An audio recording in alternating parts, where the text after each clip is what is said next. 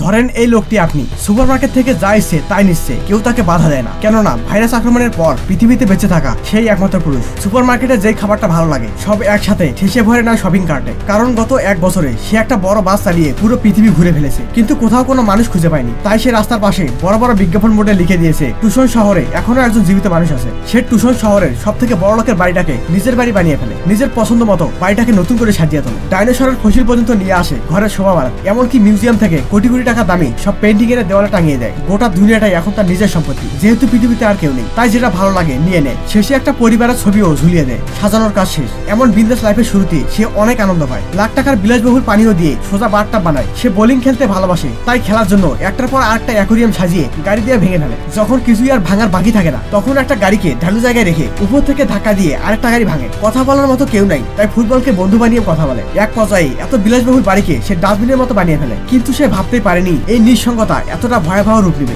সিদ্ধান্ত নেয় এই একাকী জীবন আর নয়। গাড়ি চালিয়ে এক পাথরের দিকে ধাক্কা মারতে যাচ্ছিল, ঠিক তখনই তার চোখে পড়ে দূরে কোথাও একটা ধোঁয়া উঠছে। সে সাথে সাথে ব্রেক কষে গাড়ি থামিয়ে দেয়। তার মনে হলো এই বুঝি কোনো বেঁচে থাকা মানুষ। গাড়ি চালিয়ে ছুটে যায় সেদিকে, যেতেই দেখে একটা ক্যাম্প আর শুকাতে দেওয়া নারীদের পোশাক। সে এতটাই উত্তেজিত হয়ে পড়ে যে নিজেকে সামলাতে না পারে অজ্ঞান হয়ে যায়। আর ঠিক সেই মুহূর্তেই পেছন থেকে এক নারী কণ্ঠস্বর শোনা যায়।